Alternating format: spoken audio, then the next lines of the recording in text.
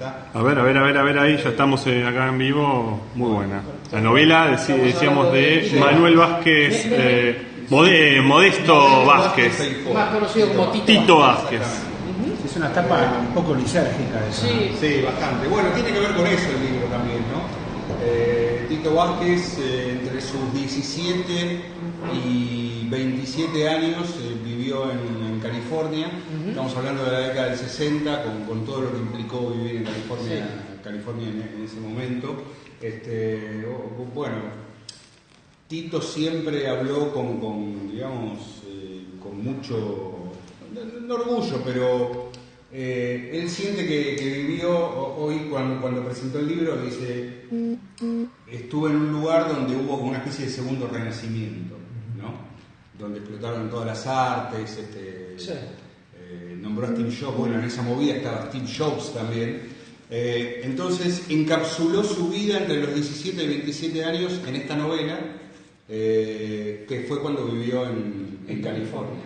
Y lo que más o menos en la introducción del libro lo que contó es que, bueno, en algún momento él se dio cuenta que el estilo de vida que quería llevar y la manera en que quería vivir todas las experiencias que atravesó en ese momento, incluso experiencias con drogas, que él muchas veces se refirió a eso y está en el libro, colisionaban con lo que tiene que hacer un tenista, que es ganar. Entonces él se pregunta, bueno, ¿qué es ganar? ¿Para qué me puede servir ganar? ¿Cuánto voy a perder si lo que quiero es ganar?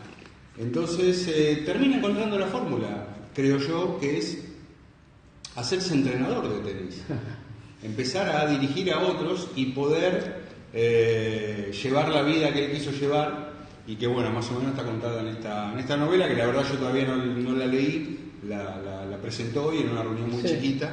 Pero bueno, la verdad que es bastante interesante. Ahora, hacía la referencia, Marcelo, a que llamativo, un tenista o un ex tenista o un entrenador con una novela, pero a mí me remitió, apenas empezaste a hablar, a mí me remitió a Vilas. Sí. Y su pretensión, lo que uno quiere decir, después el resultado cada uno lo juzgará, pero toda esa época de los tenistas del 70, esa cosa de Vilas de escribir poesía, de ser músico, digo, no juzgo, porque no soy quien tampoco, el resultado, pero sí la búsqueda, claro, que había como una búsqueda artística, ¿no? En el caso de Modesto Tito Vázquez, además, con una amistad con Luis Alberto Spinetta. De hecho, llega a componer una canción junto a Spinetta.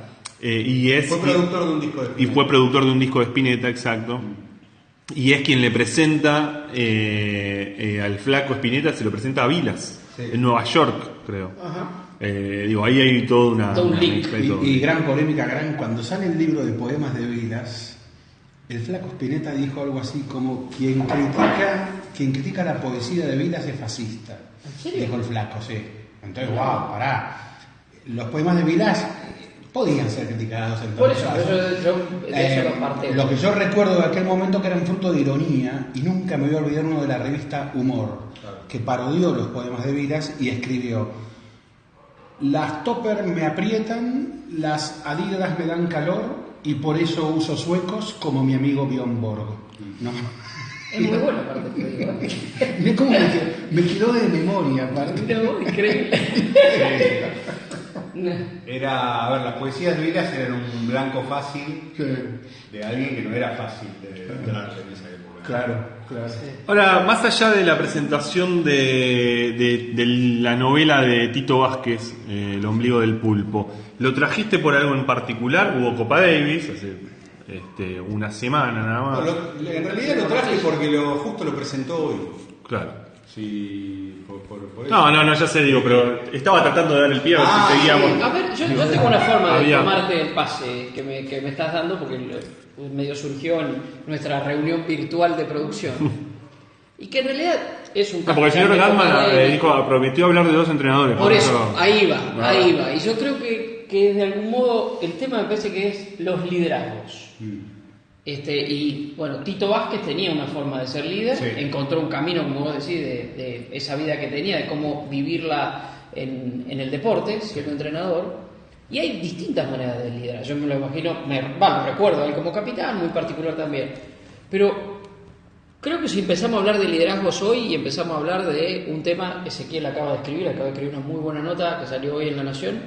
Vos estuviste en Italia, más allá de que no estuviste en ese partido, sí lo viviste de más cerca y todos lo vimos, de Julio Velasco, todo lo que pasó con Julio Velasco. Sí, totalmente. Me parece que es un tema interesante porque se dio un debate sobre el debate. A ver, yo tiro de un lado, que es mucho... si llega a hacer eso Caruso Lombardi lo matan todos, pero como lo hizo Julio Velasco está bien. ¿No? Estamos hablando del corte de manga por su reacción después de Argentina, que había sido evidentemente objetivamente perjudicada y termina dando vuelta el partido contra Polonia. Sí. Pero creo que es una parte. Bueno, yo para eso tengo una respuesta. Probablemente si lo hace Caruso Lombardi está mal y si lo hace Julio Velasco está bien, porque no a ver, los gestos no son universales, más allá de que hizo uno de los más universales gestos que puede haber, que incluso más allá de la referencia que hizo Ezequiel en su nota, también es hablando del saltador polaco, la nota que escribiste. Lo que pasa es que también es un gesto, discúlpame, de una célebre película italiana, con Alberto Sordi, cuando se burla de los trabajadores, creo que era los monstruos, o los nuevos monstruos, o no me acuerdo el título de la película. Recién discutíamos con a la gente que es de la clase obrera le dice laboratorio y le hace el corte de manga. Porque también las trayectorias pesan. Sí. Las trayectorias y las prédicas pesan. Entonces, ¿una persona va a desbarrancar por un solo gesto que haya hecho en su vida? No, la verdad que no. No. Porque entonces, ahí sí, todos somos iguales todo el tiempo. Y la verdad que no somos. Una de las cosas que dice Velasco, cuando habla de los jugadores, y cuando Guardiola viene acá y nos cuenta qué fue lo que le enseñó Velasco, una de las cosas que le dice es que, mirá, no todos los jugadores son iguales. Y no a todos hay que tratar de la misma manera. Y yo, obviamente, ante el mismo gesto, no voy a tratar de la misma manera a Velasco que a Caruso Lombardi. Por un sinfín de cosas. Por un sinfín de antecedentes. Claro.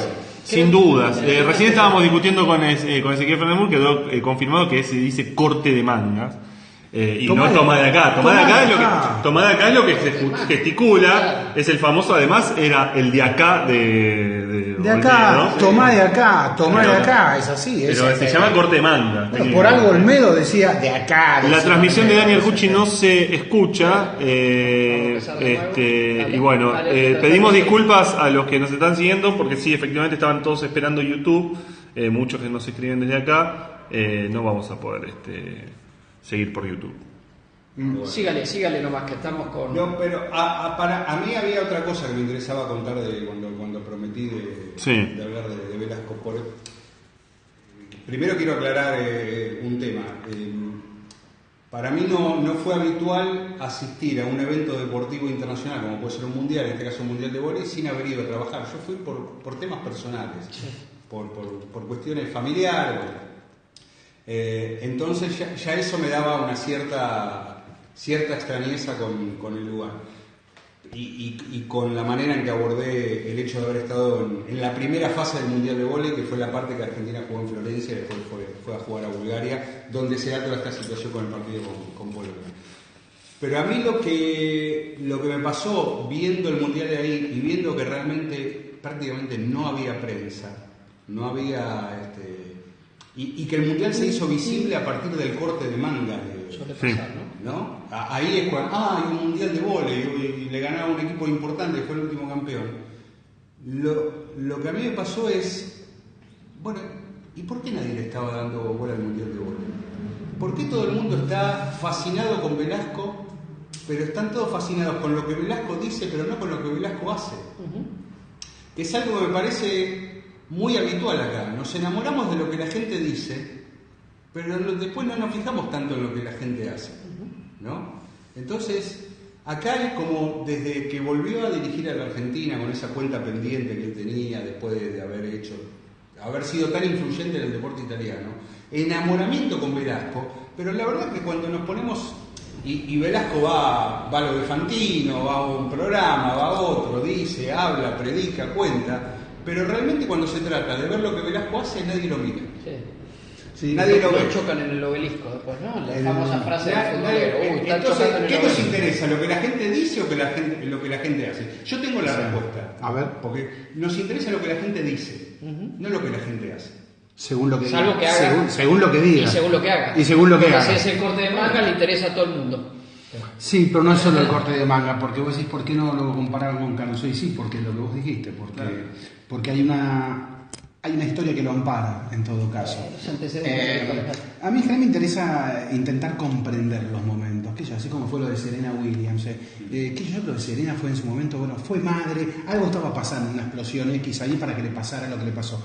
Lo mismo me parece que a Velasco está dirigiendo por última vez a la Argentina, algo que es muy personal para mí le estaba pasando. Que no lo puedo llegar a decir porque me faltan elementos para poder decir, pero estoy seguro que algo personal le pasó, porque aparte era tan personal que su gesto fue solitario. O sea, estaban todos los jugadores abrazándose por el triunfo y él estaba solo haciendo cortes de mangas. Sí. Bueno, sí, sabemos algo estaba pasando ahí. Sabemos que toda la situación de Velasco, de hecho que había anunciado antes del Mundial que ya iba a ser su último, que por razones personales dejaba ese puesto y volvía a Italia, evidentemente no es que surge de la nada. Algo pasaba. Y después lo otro es que, debe ser una de las mentes, una de las cabezas más influyentes en términos de concebir el deporte que ha tenido el deporte argentino no sé si en su historia o en los últimos 40 años, no sé cómo lo quieran poner, pero es una de las cabezas más pensantes sobre lo que es el deporte, sobre lo que significa el deporte y sobre lo que significa competir y ganar y perder. Entonces, en ese sentido, ¿cómo no seguirlo a Velasco? ¿A quién más pondrías en esa lista? En ese de cabezas, estoy hablando de las cabezas, más allá de lo que dice Marcelo de lo que hace o lo que dice. Yo creo que Bielsa está en esa lista. Iba a decirte Marcelo Bielsa. Iba a decirte Marcelo Bielsa. Nasnudel, sí. Sí, absolutamente. Aparte fue muy influyente. Por lo que hizo Nasnudel. Transformó, aparte, está muy bueno lo que dice Ezequiel de que transciende aparte de su propio deporte. Nasnudel trasciende el básquetbol, más allá que su especialidad era el básquetbol y que es el fundador de la Liga Nacional. Lo que él dijo y lo que él hacía trascendía el básquetbol. Son conceptos. Ahora, Fabio Ucedo desde Estados Unidos agrega Menotti. Puede ser. Sí. Por ejemplo, Manu Ginóbili. Sí. Monstruo por lo que hace. Lo que dice es menos influyente. Sí. Su actitud dentro de la cancha es súper influyente en términos de pocas veces hemos visto a un deportista argentino que compitiera en el alto rendimiento del modo que lo ha hecho Manu Ginóbili. No sé, veámoslo a partir de ahora, Manu. O sea, el Manu ex jugador, en cuanto a su influencia, de acuerdo al rol que tome. Pero tiene esa capacidad. Y con Velasco hay una cosa muy curiosa. Creo que todos nosotros hemos tenido el privilegio de entrevistarlo alguna vez en alguna circunstancia. Yo tuve la oportunidad de entrevistarlo en un programa de fútbol, con lo cual obviamente se derivó al fútbol, y él tiene una vivencia, no estoy diciendo ni visión ni nada, una vivencia del fútbol que es la futbolera que, imaginemos, es muy hincha de Estudiantes de La Plata, y tiene una vivencia que hasta cambia el tono de voz cuando habla de fútbol. Y muchas veces, Julio, no es que justificaba cosas del fútbol, pecados del fútbol, pero sí que los entendía a partir de, particularmente en Argentina, el exceso de pasión con el que se vive. Y si se quiere, el otro día, más allá de las cuestiones personales, que creo que son las más influyentes, hasta una cosa futbolera en la reacción de Julio Velasco. Yo quiero post 1-0 a Brasil en Italia. En Italia, la vuelta olímpica en Italia. Quiero aprovechar este momento de hablando de entrenadores y demás para traer algo del fin de semana pasado. Porque para mí una de las personas con las que también me gusta escuchar, me gusta lo que dice, es Marcelo Gallardo. Totalmente. Entonces, y sin embargo, me interesa menos lo que pueda llegar a decir Barros Esqueloto. A mí me interesa medio, estoy menos atento a lo que él diga. Ahora, últimamente me pareció más interesante lo que hace Gallardo que lo que termina diciendo. O sea, me parece más interesante lo que pasa con River y las decisiones que toma que lo que él tal vez transmite en si hay presión, si introduce el tema de presiones respecto de los arbitrajes, ¿no? No digo que no me interese, me parece, me sigue pareciendo. Es más trascendente. Ahora empieza a ser muy trascendente lo que hace él en la cancha. Y entonces eso empieza a matizar un poco más lo que dice. Digo, es un equilibrio, pero en el juego de lo que propone Marcelo, me parece eso. Ahora, ¿por qué seguimos pensando en el fútbol? Los deportes cada uno tiene sus características, luego hablaremos seguramente de rugby, Pumas o Blacks, pero Ledesma. ¿Por qué termina el superclásico y pensamos en Gallardo y en Barros Esqueloto? Y pensamos tal vez menos en liderazgo en la cancha, donde hubo momentos de liderazgo, por ejemplo en el superclásico, en el Boca River, ¿no? Sí. Pero donde hay el liderazgo es otra cosa, ¿no? Hay una foto del superclásico que un poco te responde a vos, que por ahí somos nosotros los que ponemos. Para mí de hecho, para mí el título del superclásico fue Gallardo entiende el juego, la famosa frase de Pasarela, creo que de las mejores cosas que ha dicho Pasarela en su momento, que es una foto que es post gol de Piti Martínez, y está Piti Martínez festejando con todos sus compañeros en el banco, todos tirándosele encima, todos los suplentes, y al costadito se lo ve a Gallardo hablando con Poncio. Están los dos como tomándose y hablando. Ahí está, me parece, el liderazgo adentro de la cancha. Poncio es un tipo que es un líder, no fue ni la figura del superclásico, ni el determinante en cuanto al juego, pero es un líder, o sea, un líder adentro de la cancha. Y me parece que por ahí el foco de atención se va más, por el peso un poco, hoy surgió el tema de los liderazgos, pero por el peso que están teniendo los entrenadores. Pero me refería sobre todo el peso de los entrenadores, es eso, me refería precisamente a que todos los análisis, lo que pase con la selección de vóley, lo que pasa con River y con Boca, se quedan demasiado en el entrenador. Y tal vez le perdemos más el matiz, el detalle y la precisión a discutir a los jugadores y a qué pasa con los jugadores. Eso es una impresión posiblemente equivocada. ¿Y a qué se lo adjudicas?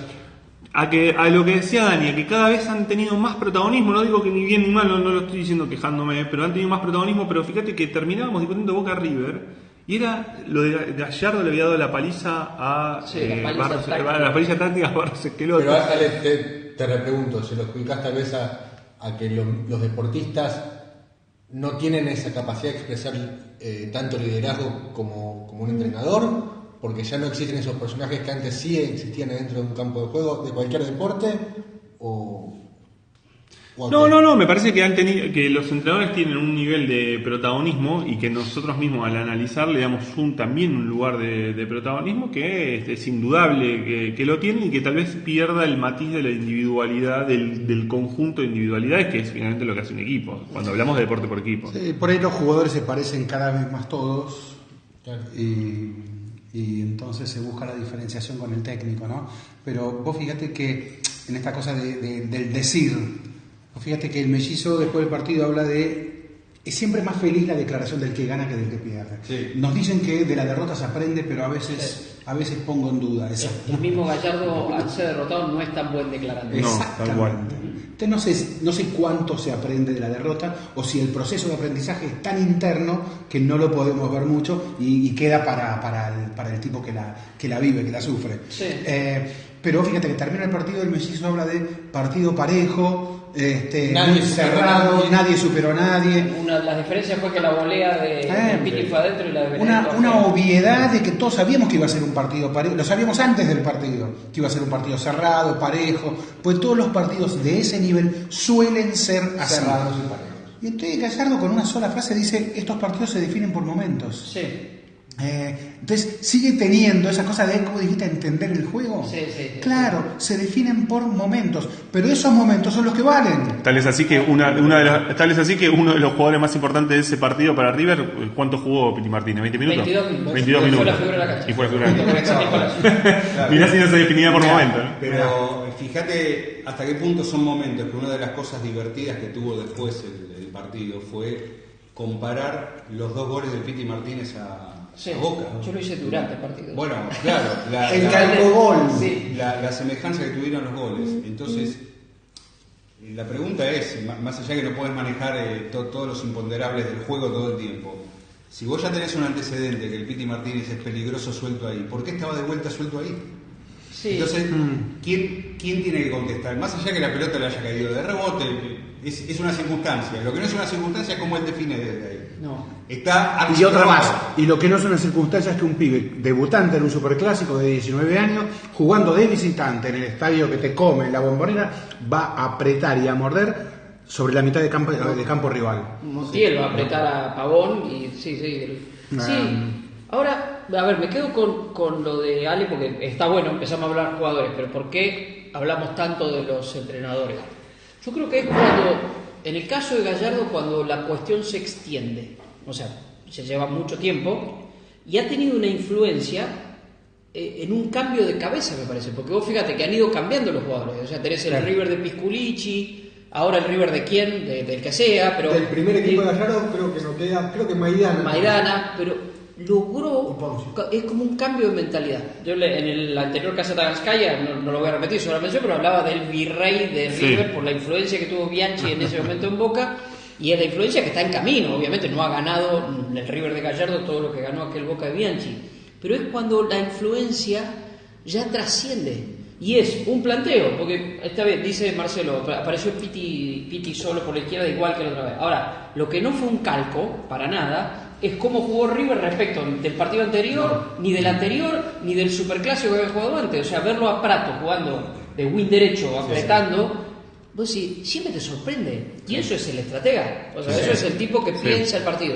Después se define los 22 minutos y como bien dijo Gallardo, mucho mejor declarante en el triunfo que en la derrota, dijo... Hubo un momento que nosotros no lo tuvimos el partido, pero supimos cómo vivir esa situación, que fue desde el final del primer tiempo hasta el gol de Coco, que fue Boca, si se quiere, dominante. Lo que pasa es que también uno se olvida después de eso y queda la paliza táctica. En todo caso es cómo aprender a sobrevivir a eso, y en eso son los jugadores. No lo hace Gallardo, aunque lo mandó a su línea en la cancha, pero ya es meter en la cabeza que hay una determinada manera de jugar este tipo de partidos. Pero acá nombraron a Maidana. Sí, rápido jugadores con los que estuvo Maidana. Sí.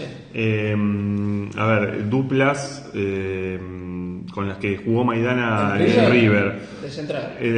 Martínez Cuarta, Mamana. Pesela, el colombiano. Funes Mori. La memorable Mercado, Maidana, Funes Mori, bueno, Banchoni. y sigue ahí, digo. Mori que ahora es volante central. Sí. A lo que voy es hay un mérito sin duda de Gallardo en ese River que se va mimetizando según el momento que deba vivir y que deba suceder. Pero hay un mérito de un central en donde cada compañero al lado de él se potencia. Y yo creo que tiene que ver algo de ese jugador que hace que potencia. Bueno, de la misma manera, Ezequiel Palacios, más allá de sus condiciones naturales, pasa con Poncio, con muchos doble 5 que jugaron a su lado. Hablando de doble 5, voy a ver, porque vos no estás cuidando la parrilla, yo la voy a cuidar. Sí. Me comen la espalda. Bueno, hay algo ahí del juego físico, ¿no? Porque hay un juego físico también. Fíjense que Boca agarró una fragilidad física impensada hasta un mes atrás, ¿no? A ver, Tevez no puede encarar un mano a mano. A Benedetto le hicieron volver antes porque se lastimó Guanchope. Gago no puede ir, supuestamente parece que ni al banco de suplentes ahora. El arquero que se partió, Andrada, con ese golpe. Boca tiene una fragilidad física que si lo comparamos con River pareciera ser todo. Fíjense a quién mencionaron, a Maidana, como que el guerrero físico, el tipo que sobrevivió a ¿cuántas? 8 temporadas que lleva ya en River. Sí, desde el descenso. Y ya tiene su edad. Eso te iba a decir que ya está, si no es la última temporada, la anteúltima. Hay algo, porque el River de Gallardo necesita una presencia física, una intensidad física, como la mayoría de los equipos modernos, por decirlo de algún lado, de alguna manera. Y el Mellizo, que también impone una cosa física en su Boca, que busca darle mucha intensidad al juego, no tiene físico. Es como se le van pinchando los jugadores, se le van cayendo. Y esa fragilidad física del Boca del Mellizo me parece que fue una de las cosas, no sé si claves, pero del superclásico. Me parece que River se impuso físicamente también. Bueno, el 9 de Boca era Benedetto, que recién está volviendo de una gravísima lesión. Lo apuraron porque Guanchope se lesionó, si no le van a esperar más a la vuelta de Benedetto.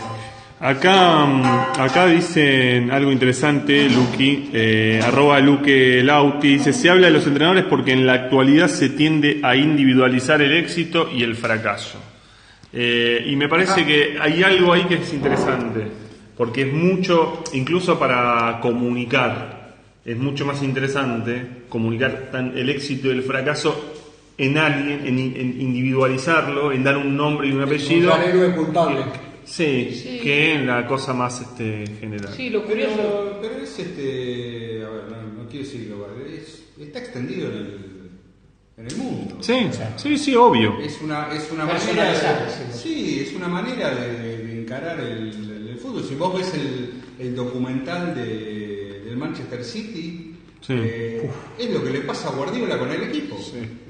Es un documental sobre lo que le pasa a Guardiola cuando dirige un equipo. Ni siquiera es lo que le pasa a Kun Agüero, es lo que le pasa a Guardiola. Y está, incluso cuando es una historia verídica que está intentada llevar a cierta ficción, donde se supone que el que se lo sienta a ver o no se acuerda de todo, no sabe de todo, pero y la imagen del documental es la de Guardiola. Y hay algo del personaje ahí, cuando hablamos de liderazgos y todo. Guardiola tiene un liderazgo, claramente lo tiene. Pero fíjate, Klopp se negó a una cámara así tan invasiva como la que sí aceptó Guardiola.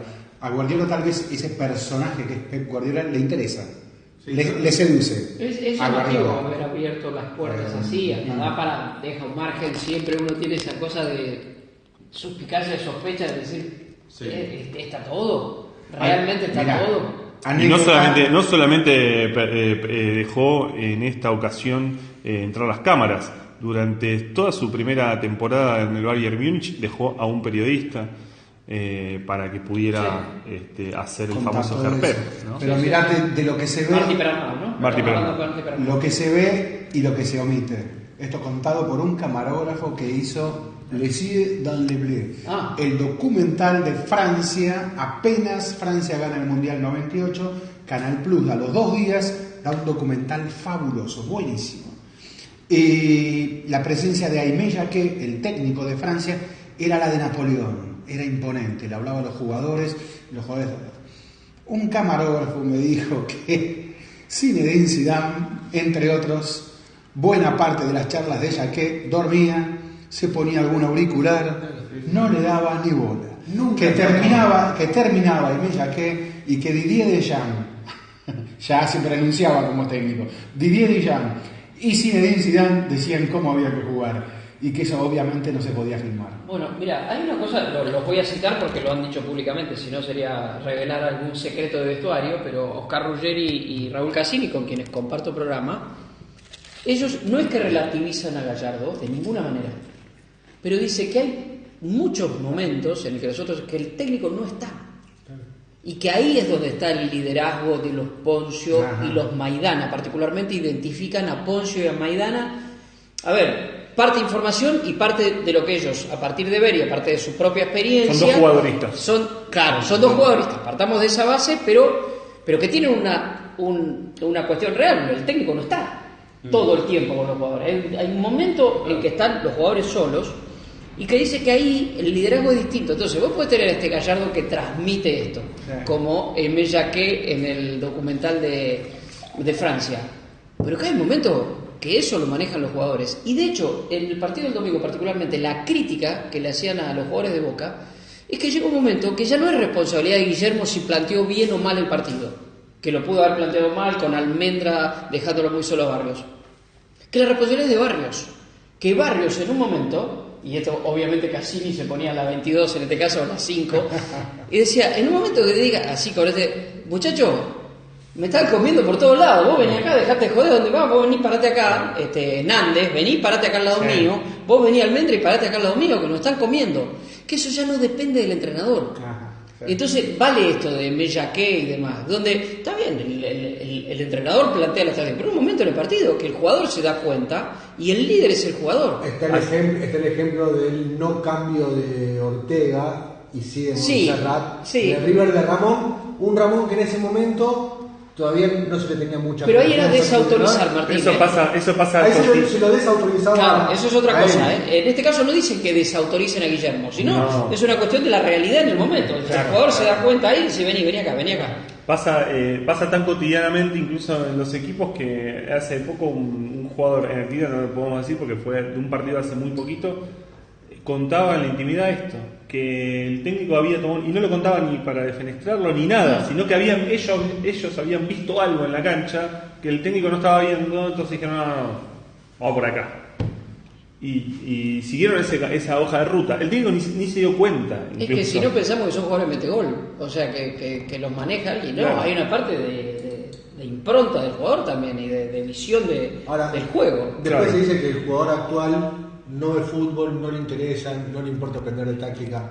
Todavía quedan algunos. No sé si todos, no sé si en la misma medida que antes, como cuando Bilardo les hacía ver a los jugadores de Checoslovaquia, Rumania de hace 30 años, pero todavía quedan algunos que sí les interesa la táctica o les interesa, o tienen ese espíritu de entrenador, de futuro entrenador adentro, todavía en actividad. Siempre aparece eso. Si no nos caemos, me parece, en el tiempo pasado fue mejor. O sea, yo creo que cuando Poncio era más joven, decíamos, no sabés lo que era antes Francesco, el que manejaba el equipo dentro de la cancha. Ahora lo decimos de Poncio, ¿no?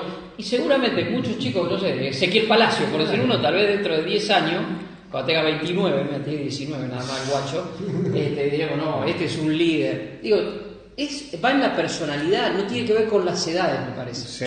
Quería decir eso, todavía quedan jugadores con esa personalidad que a futuro... Claro, que yo, hoy en Racing es Licha, por ejemplo.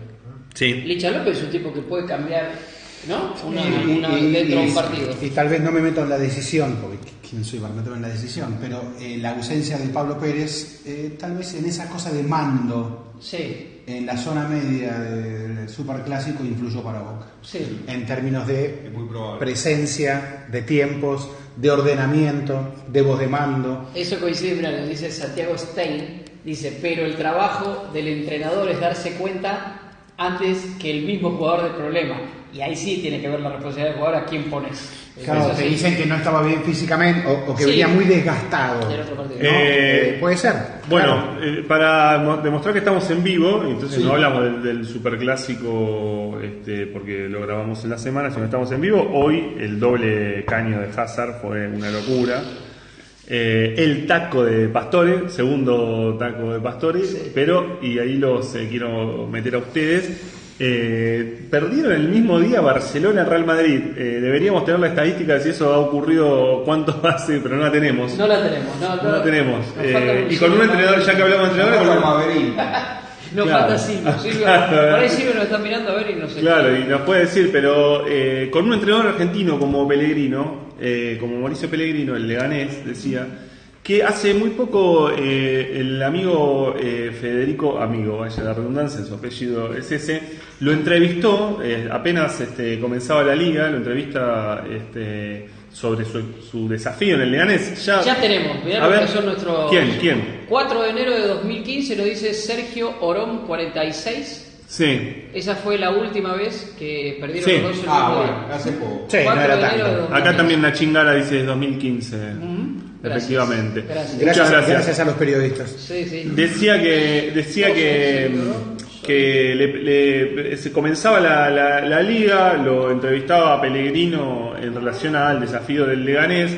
Pellegrino había estado en el Aves, tiene una experiencia ya en la liga española y en jugar con equipos que van a terminar disputando mitad de tabla para abajo.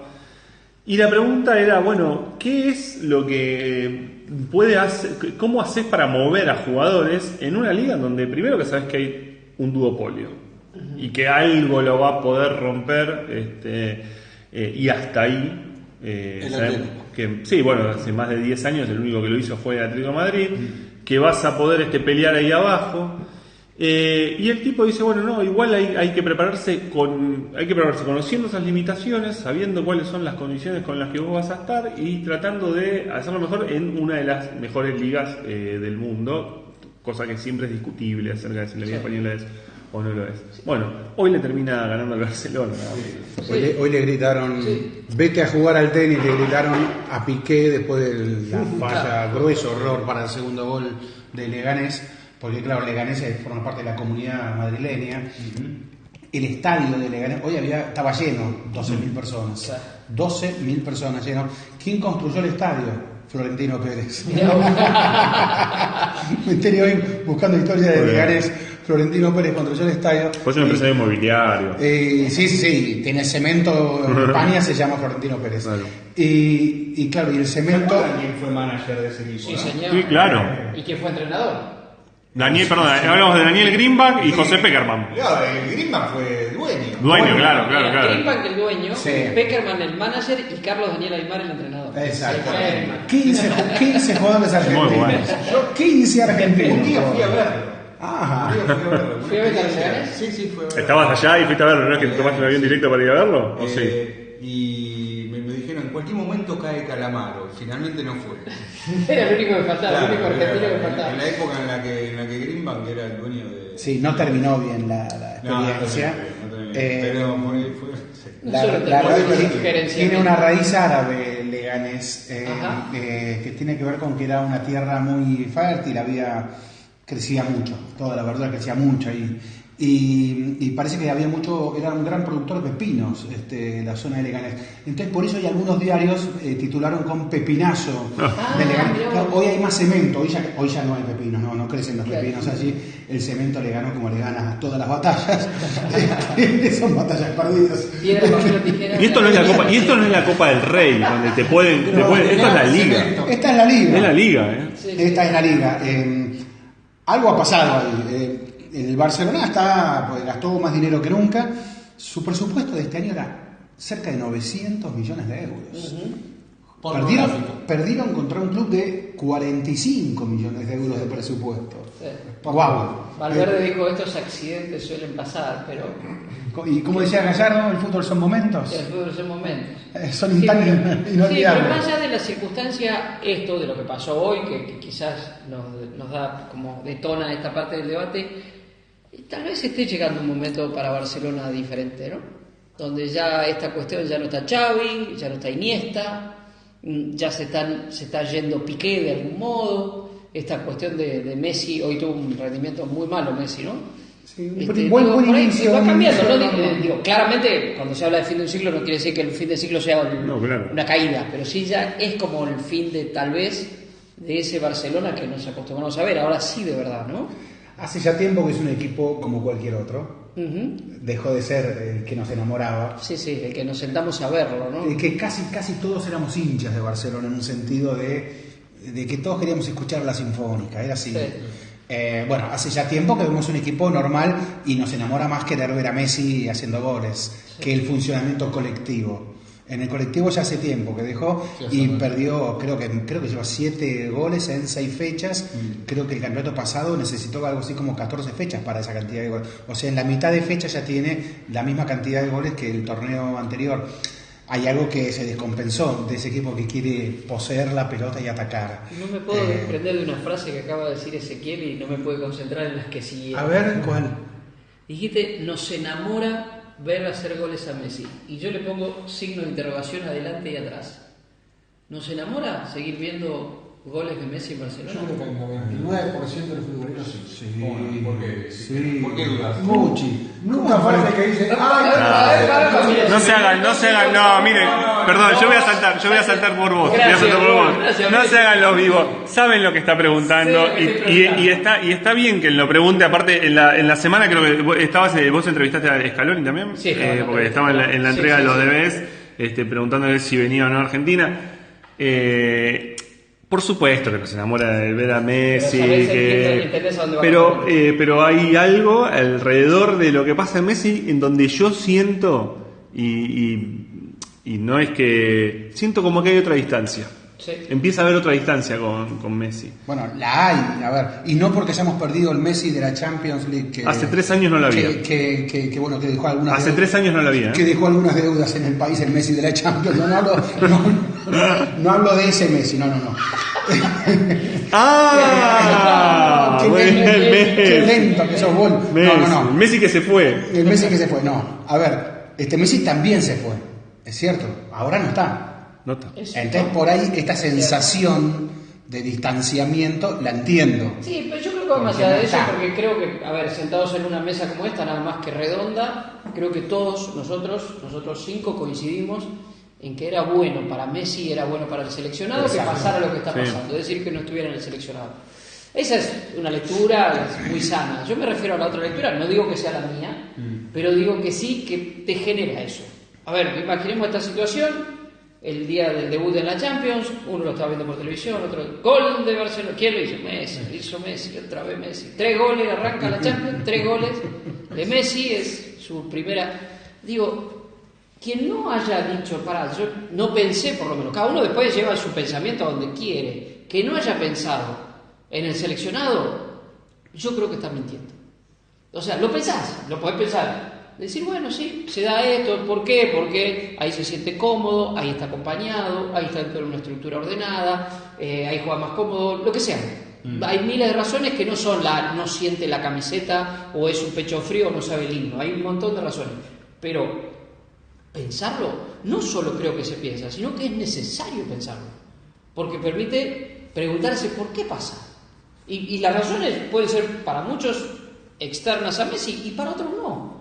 Tal vez para otros sean desde una mirada objetiva, y sí, que sea una responsabilidad de él, que esa camiseta le pese demasiado, justamente por no sentirse cómodo. Para mí, me parece que vale. Externas, y así todo, Lionel Messi es el máximo goleador de la historia del seleccionado. Sí, lo sé. Y es un campeón del mundo. Sí. Ha batido todos los récords en la selección. Está bien, pero eso nadie lo discute. Sí. No, es que sí. Es que lo peor es que sí. Porque, perdón, Marcelo, siguen diciendo, en la selección no hace goles. Hizo más goles que Batistuta. No, bueno, sabemos a qué nos referimos con eso, no hace goles. ¿En qué momentos, en qué circunstancias? Está bien, me alcanza con repasar cualquier torneo, salvo Rusia 2018. No, salvo los mundiales. Claro. No, perdón. Brasil 2014, la llegada de Argentina está entre los 4 primeros, si querés, es casi absoluta responsabilidad. Sí, no hubiera llegado, no hubiera cruzado el Rubicón. Completamente de acuerdo. Hablamos de la media goleadora de Messi. La media goleadora de Messi es tremenda y vas a los mundiales y no cae de modo. Pero ¿cuántos goles hizo Maradona en el Mundial 90? Sí, no, pero. 0. Bueno. ¿Cuántos goles hizo Maradona en el Mundial 94? No, andate al 86. 1. ¿Cuántos goles hizo? 5. Ya sé que el 86 te compensa todo. Claro. Es tan abrumador, tan omnipotente. A ver, eso. de la misma manera, como contraejemplo se dice, Batistuta el gran goleador argentino en la Copa del Mundo. Si analizamos gol por gol de Batistuta en la Copa del Mundo, bueno, hay algunos que, 3 goles en Jamaica, 1 a Japón. No, sí, bueno, por eso todo se puede. Y en primera ronda, Por eso no hay, la estadística a veces hay que ponerla en su. Por eso. Acá pregunta la gente si Murs es un vago porque no filma. Otros dicen si filma en Super 8 y después revela. Y Andrés Burgo, lo tengo que contar, dice: el Piti Martínez, qué loco que está. Está con eso, ¿no? Está con el hit. Para no poder volver voy a tener que terminar mi relación con el trípode por una cuestión de batería. La próxima batería completa. Me parece que iba a decir algo que estuvo. Retomando un poco la idea que planteaba Dani con respecto a Messi, a lo mejor lo que se acabó es esa necesidad colectiva de justificarle todo. Quizás eso, o sea, se esperaba una determinada producción de Messi todo el tiempo que a veces no llegó o a veces era exagerada esa espera para sumar a una cosa que aportaba Martín recién. Argentina en el Mundial de Brasil un partido pésimo, impensado contra Irán, y sí. Messi rescata, sí. Ese día Messi rescata a Sabel, a sus compañeros, a Cristina, rescata a todos. ¿Sí? Entonces, a ver, esa es la diferencia de Messi, pero al mismo tiempo convivíamos con una cosa de que, bueno, si Messi no tiene determinadas producciones adentro de la cancha, es porque no saben llevarlo, no saben tratarlo. A mí me da la impresión que eso es muy quizás se terminó. Como también está la otra de justificarle absolutamente todo. Otro ejemplo, para mí, como mejor jugador de la temporada, Modric es un gran ganador. Sí. Es un gran ganador. Bueno, pero Messi, como Messi no va a haber ninguno igual. Bueno, estamos hablando de último año. No, pero eso hizo más asistencia, más regates, más esto, más lo cual. Está bien, pero Modric jugó un poquito bien al fútbol en el último año. No importa, pero Messi. Esto es carrera de campeones y entonces estamos hablando de la fascinación por. Ya dejamos de hablar del juego y estamos hablando de la fascinación por un personaje a como dé, no importa lo que haga. Sí, o el entonces, no siempre estamos hablando de lo mismo. Porque por primera vez estamos discutiendo tal vez o aceptando que Messi tuvo un mal año. Epa. Que tuvo un mal año. Tuvo un mal mundial. ¿Un mal año? Epa. ¿Cuántos puntos le ganaron a Real Madrid? Para no haber estado ni siquiera en la terna de debes. Bueno, la terna, para mí eso si premia al mejor jugador, a mí me parece un cierto insulto al fútbol que Messi no haya estado en la terna. Porque para mí tuvo un gran año, con pinchazos en algunos momentos, pero un gran año. Haces el año colectivo, es un gran año.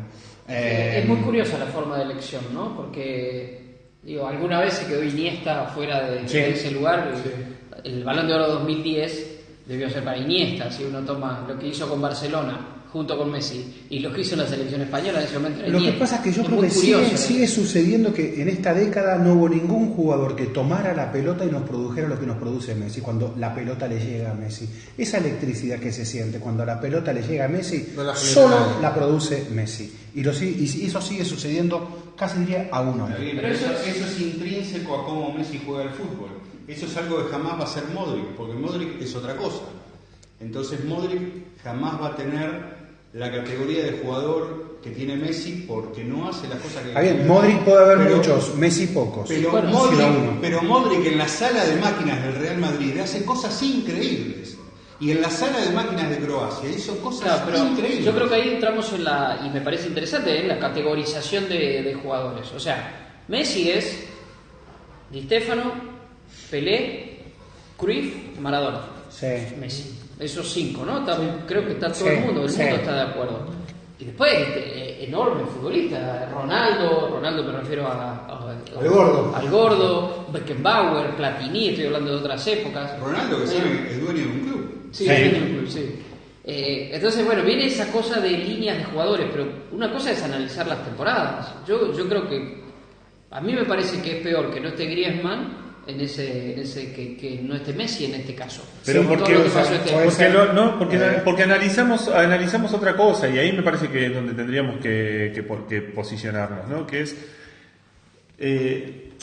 Messi no está en esta terna. Yo no sé tampoco si es tan importante o central lo que pueda llegar a pasar con el DB, pero no importa. Sí. Messi no está en esta terna porque no dejamos de compararlo con los Messis.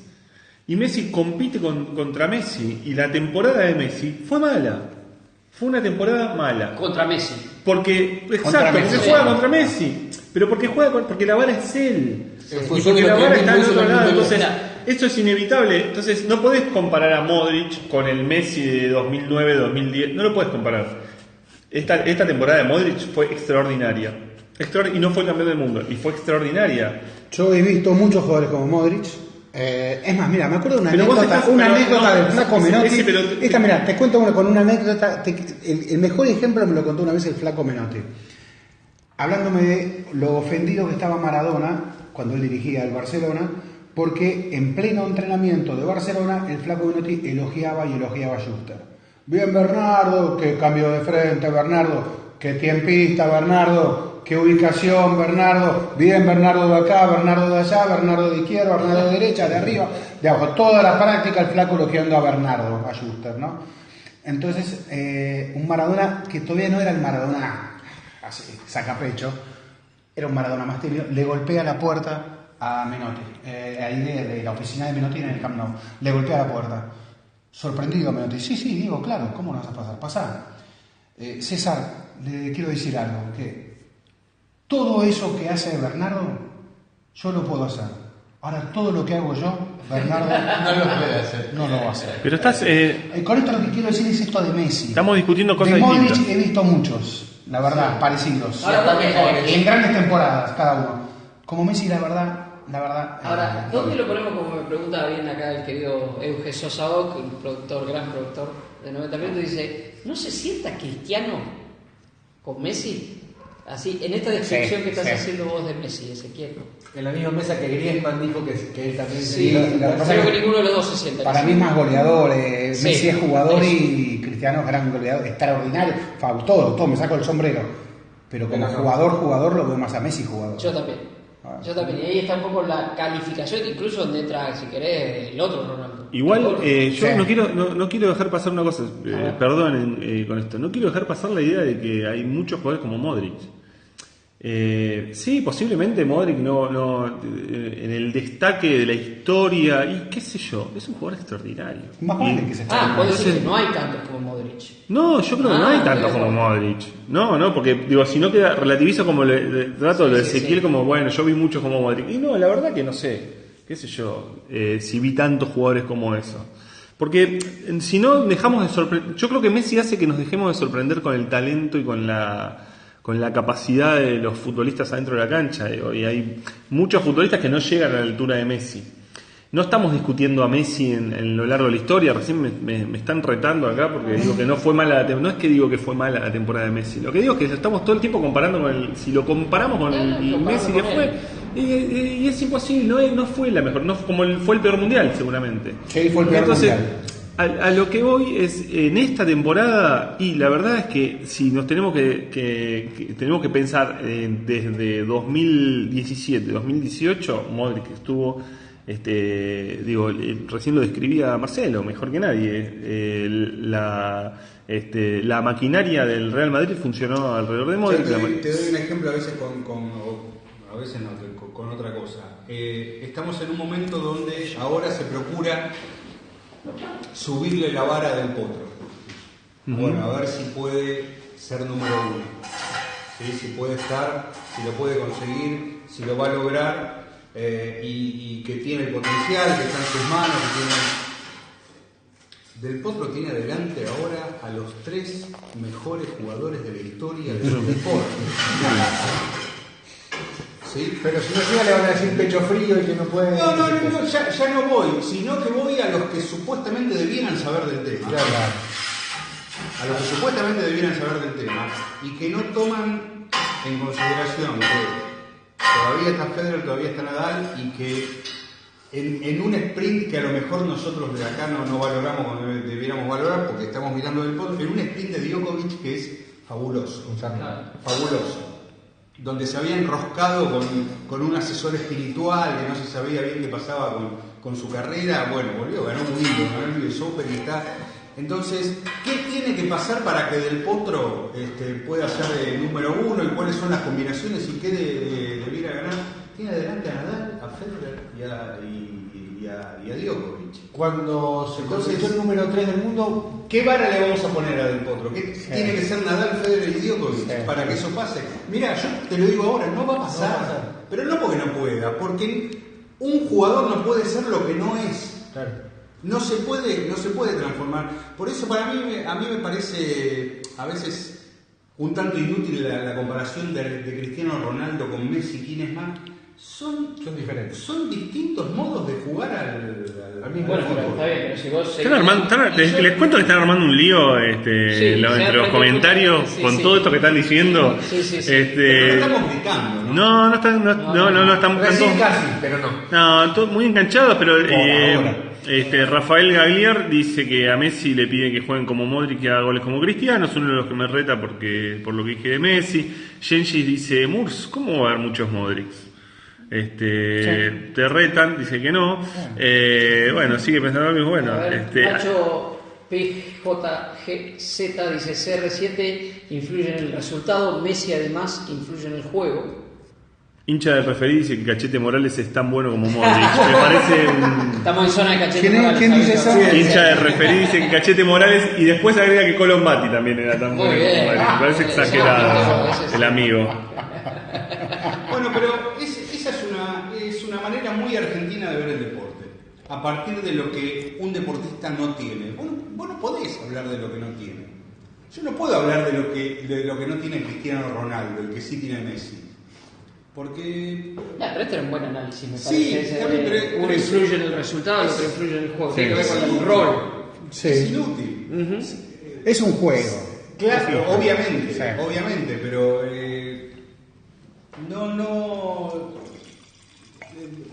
y no sabe cortar centro. Bueno, podríamos decir de Armani, no sabe cortar centro. Sale poco Armani, sí. Sí, no sale, no corta centro. Y la verdad que te estás perdiendo todo lo que el tipo sí hace. Sí. Y que lo hace. Pero es una manera, un abordaje muy nuestro, decir lo que le falta. No, pero por ahí quiere decir, ¿por qué no es Lo decían que Neuer? Agassi no tiene volea. Lo decimos acá. En Estados Unidos no decían que Agassi no tiene volea. Bueno, pero tal vez decís, a ver, ¿por qué Sampras no es Agassi? Porque Agassi no es Sampras. Bueno, porque Sampras voleaba como comía chicle, qué sé yo. Era tan natural en él que le era facilísimo.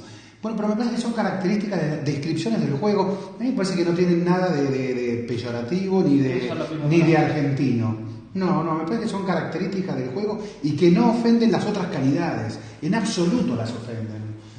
Sino que son simplemente descripciones. Claro. A ver, ¿por qué digo yo, no sé, Armani no es Neuer? Y bueno, tal vez porque no sale, pero simplemente estoy diciendo así, por ahí le falta para estar en esa galería de los extraordinarios arqueros, por esto y por esto. Sí. A ver, Delpo, de repente, entiendo lo que vos decís, pero coincido plenamente en esto que vos decís. Mirá lo que le tocó a Delpo, justo. Claro. Bueno, está bien, pero si Delpo estuviese a la altura de, a ver, si queremos decir número uno, y tal vez cuando esos reyes comienzan su ocaso, entonces es hora de que la corona o el trono te vayas apoderando de esa corona y de ese trono. Bueno, y Delpo fue, por ejemplo, decisivo para un logro que el tenis argentino no había tenido nunca. La Copa de Y fue absoluta cuando se compara, porque bueno, últimamente a partir de, creo que lo charlamos la otra vez, ¿no? A partir del retiro de Ginóbili y todo lo que se desató de el mejor deportista de la historia y luego dentro de cada deporte. Bueno, esa característica del Potro, y sí, lo hace único. O sea, bueno, después vemos, el mejor de la historia es Vila. ¿Por qué? Porque inventó un deporte en el país, llegó a donde llegó y demás. Pero bueno, ese mérito del Potro lo hace distinto. Me gustaría ver en esto que decís cuánto influye, y no va a estar solamente en Del Potro esto, sin duda que no, pero cuánto influye Del Potro en el tenis, en el desarrollo del tenis argentino, en términos de, creo que Ginóbili, más allá de las cosas que suceden, Ginóbili marca un hito en el básquetbol argentino. Él es consecuencia de algo y hay pibes que van a ser consecuencia de Ginóbili. Luciano Aymar en ese mismo. Luciano Aymar sin dudas, bueno, el caso tal vez casi un lugar común del tenis es Vilas, ¿no? Sí. Me gustaría ver, no estoy en esto minimizando lo del Potro, que me parece extraordinario, sino es ver cómo influye Delpo en esta época para el tenis, digamos, que después ve lo que tenés abajo, ¿no? Sería para una discusión más larga y no depende de él tampoco. Estamos en la época, incluso en buena parte del mundo, donde la gente hace menos deporte de la historia. Sí. De la historia, y hay números. Hay números. Estamos en el peor momento de la práctica deportiva de la Argentina, sin duda. De la práctica de la gente que hace menos deporte. Y del deporte federado, muchísimo más. Muchísimo más. Entonces no hay posibilidad de... Perdón, no entendí. Del deporte federado muchísimo más que de menos, en realidad. Menos cantidad de gente. De gente que no hace deporte, sobre todo chicos que no hacen deporte. De la manera que siempre conocimos, que es ir a un club, formar parte, aún en deportes individuales, formar parte de algo. Estamos en el momento más, pero incluso como un fenómeno global, ¿no? Por todo lo que sabemos de la gran cantidad de estímulos y de otros intereses. Yo creo que en otro momento no en otro momento de la Argentina como país, en otro momento del vínculo, sobre todo los más chicos con el deporte, lo del Potro hubiera derramado de una manera increíble. Ahora derrama mediáticamente, ¿sí? Le derrama en Instagram, no en las canchas de tenis de los clubes. Claro. ¿Y cómo se vive el fútbol con eso? O sea, ¿cuál es la huella y la influencia? Porque jugar al fútbol se juega por naturaleza acá. Yo te voy a decir cuál es la huella de influencia de Daniel Cucci. Mira, te voy a hacer un primer plano a vos. Así me sorprendo cuando lo digas. Hay gente que esta noche está preguntando cómo salieron Querétaro junto Le está con ganando Dorados. Querétaro a Dorados, me lo acaban de decir. Eso es lo que queremos saber. Eso es lo que influye el Sí. fútbol en la gente. Bueno, O Diego Armando Maradona en la Pero gente. bueno, hoy casi diría que debe perder, que juega con un equipo de primera división. Con un equipo de primera, ¿no? Sí, sí, pero con viene un de equipo perder ya Sí.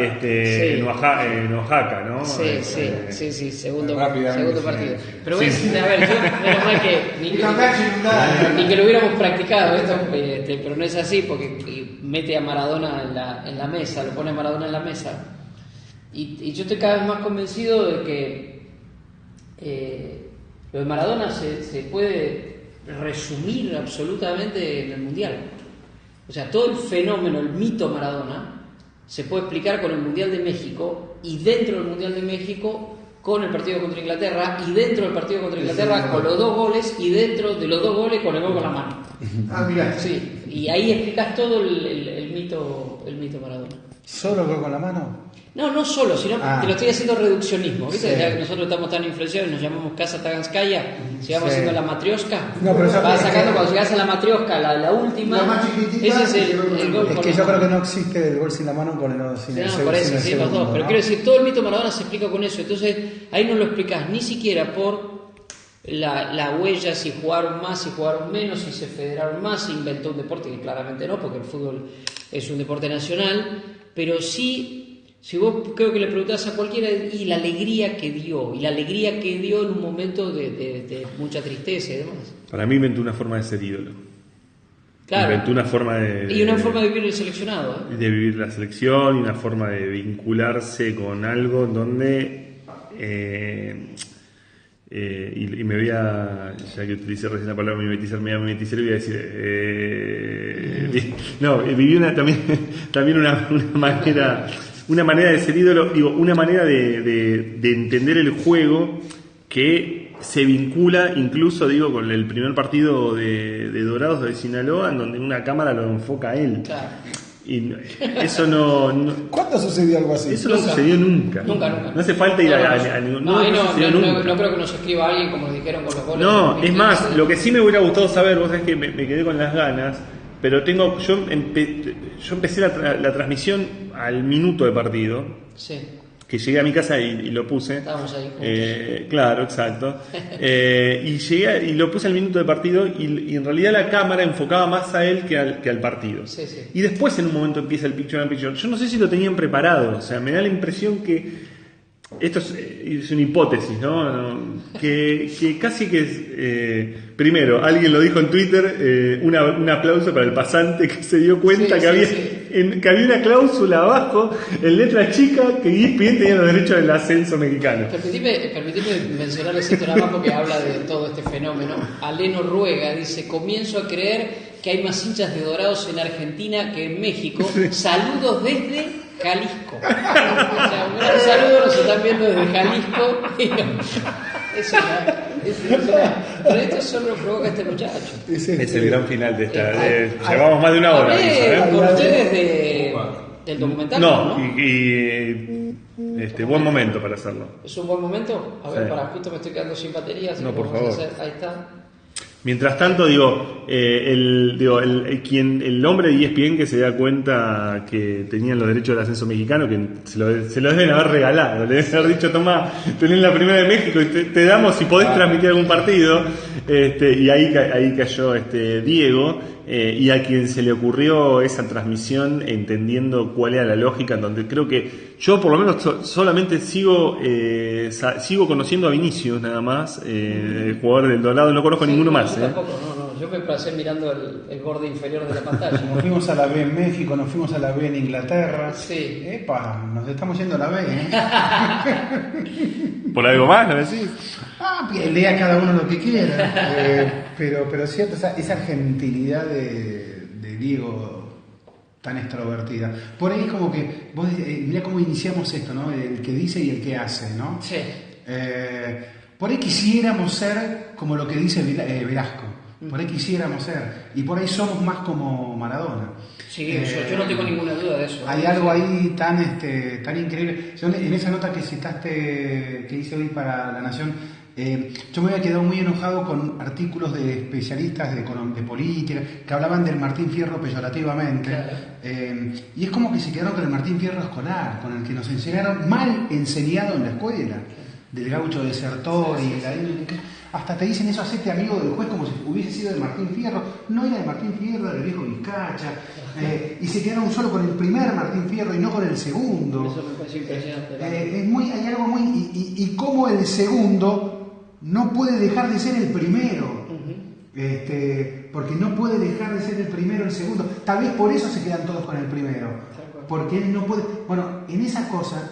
Y entonces cuando yo analizo, a Diego le metieron una cámara a los 90 minutos... Ahí todo el tiempo para él. Mira si la vida fuera eso, porque casi la vida de Maradona es que la vida de Maradona es eso. Entonces, ¿cómo no vamos a ser contradictorios? Sí. ¿Y cómo no vamos a ser Maradona de algún punto? Más allá de que muchos digan, no, pero sí, hay mucho de Maradona. No, tuve la oportunidad, debo ser de las pocas personas que vio el documental, que está ya casi listo. Voy a poder comentar algunas cosas porque hay confidencialidad, obviamente, porque está en proceso de producción. De Asif Kapadia, es el mismo director de la película de Amy Winehouse y de Senna, con la de Amy Winehouse ganó el Oscar. Y a mí estoy medio perdido ahí, ¿tiene que ver con lo de Amazon? ¿No? ¿Es otra cosa? No, es otra cosa. Son dos cosas distintas. Lo de Amazon es una serie. Es una serie y lo de gran casting de Amazon, Sí, gran casting. Lo de Amazon, lo de Kapadia es un documental que más allá de la confidencialidad y de la puedo decir algunas cosas que son más conceptuales. Yo fui entrevistado mucho por Kapadia en la producción y una de mis preocupaciones, y se lo hice saber, era ¿cómo vas a hacer? Si a mí me llegan a pedir que escriba la biografía definitiva de Maradona, yo creo o me suicido o me encierro para siempre en un convento y me pongo porque no hay manera. Y bueno, evidentemente yo no soy un genio y Kapadia lo es, porque en 2 horas 5 minutos, que serán 2 horas, le tienen que cortar 5 minutos yo no le cortaría nada a lo que vi. Bueno, resume la vida de Maradona. La resume, logra resumirlo, logra captar, quien vaya a ver cosas que nunca vio, seguramente sí, va a haber cosas que nunca vio, pero lo más importante es que va a haber cosas como nunca las vio. O sea, episodios conocidos, pero como nunca los vio. Elige un momento, y cuando decir, elige un momento, entonces es parcial. No. Ese momento es metafórico de toda la vida de Maradona. Y lo encierra en 2 horas. Y yo, fue una cosa muy particular, eso sí lo puedo contar, como es la experiencia. Me avisaron con mucho tiempo y demás. Yo había participado mucho. Y me invitaron, me habían contratado un estudio. Llegamos, era una pequeña salita, muy pequeña, un televisor, respetable, pero no una pantalla de cine. Muy buen equipo de sonido, como una especie de oficinita, la computadora de Kapadia. ¿Cuántas personas? Cuando yo llegué había 2 o 3 asistentes, la asistente con la que yo estuve en contacto todo el tiempo y él, una traductora, pero cuando llega el momento, yo, bien nuestro, agarro una libretita y para tomar notas. Me dice, no va a ser necesario. Yo pensé que tenía que ver con la confidencialidad y en realidad no tenía que ver con la confidencialidad. No iba a ser necesario porque en ningún momento pude despegar mis ojos de la pantalla, con lo cual por más libreta que tuviera, no lo iba a poder hacer. Y en el momento en que dice, bueno, ya estamos listos, bajan muchísimo las luces en esa pequeña sala, se fueron todos los asistentes, Kapadia se sentó medio metro atrás mío y me dejó sentado en su silla, digamos, la pantalla, y se inició la película. No pude despegar los ojos de la película, obviamente no tomé ni una sola nota, lloré en muchísimos momentos de la película y lloré mucho al terminar. Y de golpe veo él que viene él como a abrazarme cuando termina.